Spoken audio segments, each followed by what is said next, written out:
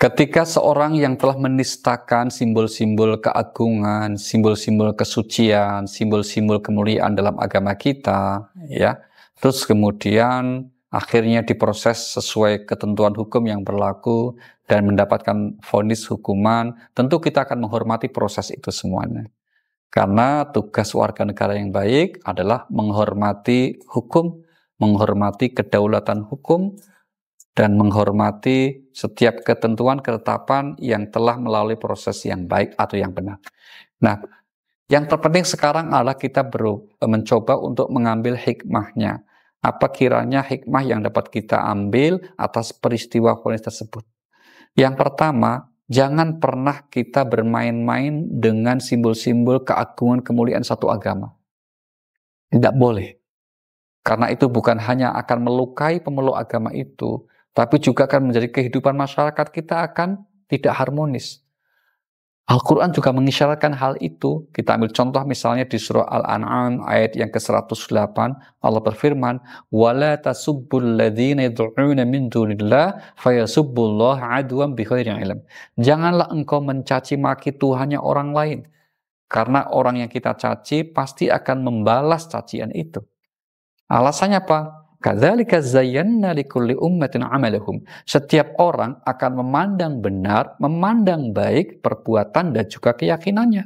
Itulah pentingnya kita memiliki kepekaan dalam hati kita untuk menghormati simbol-simbol kesucian, simbol-simbol keagungan agama apapun. Terlebih kalau itu adalah simbol-simbol keagungan agama orang-orang yang ada di sekeliling kita, ada di sekitar kita. Maka penting untuk kemudian kita menempatkannya pada proporsi yang sebenarnya dan sewajarnya. Dan mekanisme yang kemudian kita sepakati, kalau sampai ada orang yang melanggarnya, yaitu dengan menistakan kemuliaan, keagungan, dan simbol-simbol kesucian agama, ya kita tidak boleh main hakim sendiri. Ada mekanisme yang kita sepakati, yaitu penegakan hukum. Ada pasal-pasal yang sudah dibuat untuk apa? Untuk menjadikan orang bersangkutan mendapatkan sanksi hukuman. Tapi bukan sebagai buah balas dendam.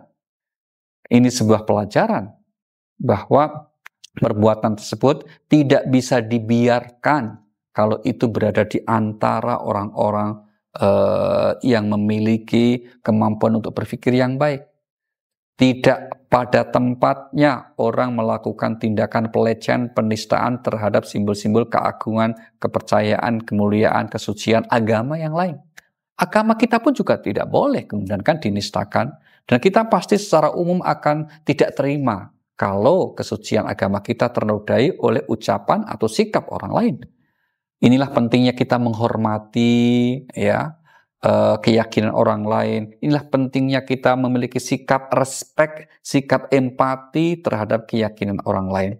Karena hanya dengan selalu berikhtiar memiliki sikap respek empati ini, maka kehidupan sosial di masyarakat kita akan menjadi baik. Kehidupan sosial di masyarakat kita akan menjadi harmonis.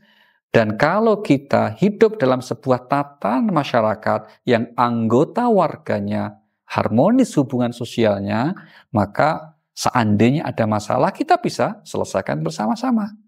Dan itulah tujuan kita kemudian bermasyarakat. Maka hikmah dari vonis yang telah diputuskan atas orang yang telah menistakan simbol-simbol kesucian agama menjadi pelajaran bagi kita untuk kemudian menghormati keyakinan dan simbol-simbol kesucian agama orang lain, karena itu berarti sebenarnya kita sedang menghormati, menghargai simbol-simbol kesucian agama kita sendiri. Wassalamualaikum warahmatullahi wabarakatuh.